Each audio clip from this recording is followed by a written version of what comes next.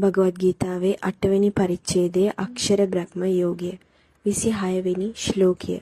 ශුක්ල කෘෂ්ණේ ගති හේතේ ජගත ශාශ්වතේ මතේ ඒකයා යාති අනාවෘත්තිම් අඤ්ඤයා වර්තතේ පුනః. ශ්ලෝකේ පරිවර්තනය. නිසකෙන් මේ ලෝකෙහි මතයට අනුව මෙම සුදු සහ කළු යන මාදිලියන් දෙක සදාකාලික ද්විත්ව මාර්ගයන් ලෙස හැඳින්වේ. ඉන් එකකින් කෙනෙකු ආපසු නොපැමිණීමේ තත්වයක් අත්කර ගන්නා අතර අනෙකින් කෙනෙකුට නැවත පැමිණීමට සිදුවේ. පැහැදිලි කිරීම. ශුක්ල කෘෂ්ණේ ගති හේතේ ජගතා ශාශ්වතේ මතේ.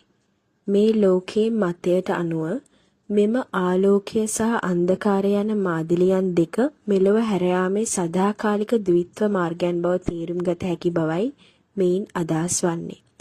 මෙය 24 වෙනි සහ 25 වෙනි ශ්ලෝකවල විස්තර කර ඇති මාර්ග දෙකට නැවත යොමු කරයි. එනම් ගින්න ආලෝකය දිවා කාලය දීප්තිමත් දෙසතිය උතුරු සූර්යාලෝකයේ මාස 6 හෙවත් ගිම්හාන කාලය සමග සම්බන්ධ වන ආලෝකයේ මාර්ගය සහ අනෙක දූම රාත්‍රිය අඳුරු දෙසතිය දකුණු සූර්යාලෝකයේ මාස 6 හෙවත් ශීත ඍතුවේ කාලය සමග සම්බන්ධ වන අඳුරේ මාර්ගය. භගවාන් ශ්‍රී කෘෂ්ණ ප්‍රකාශ කරන්නේ මෙම මාර්ග දෙක ශාශ්වතේ මතේ බවයි.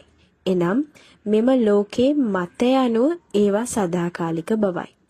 මෙයින් හඟවන්නේ මෙම මාර්ග සෑම විටම පැවති අතර භෞතික නිර්මාණයේ රාමුව තුල දිගටම පවතිනු ඇති බවත් ඒවා తాවකාලික හෝ මෑතකාලීන සොයාගැනීම් නොවන බවත්ය. ඒකයා යාත්‍ය අනාවෘත්තිම්. එක් මාර්ගයකින් යමෙක් ආපසු නොවේ. මෙය උපත සහ මරණයේ චක්‍රයට නැවත පැමිණීමක් නොමැති විමුක්තියට මඟ පෙන්වන ආලෝකයේ මාර්ගයයි. අඤ්ඤයාවර්තතේ පුනః.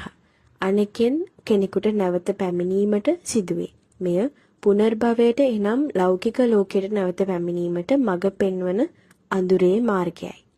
සාරාංශයක් ලෙස මෙම ශ්ලෝකය මගින් භෞතික ලෝකයෙන් නික්ම යාමේ වෙනස් මාර්ග දෙකක සදාකාලික පැවැත්ම තහවුරු කරමින් පෙර සාකච්ඡාව සාරාංශ කරයි.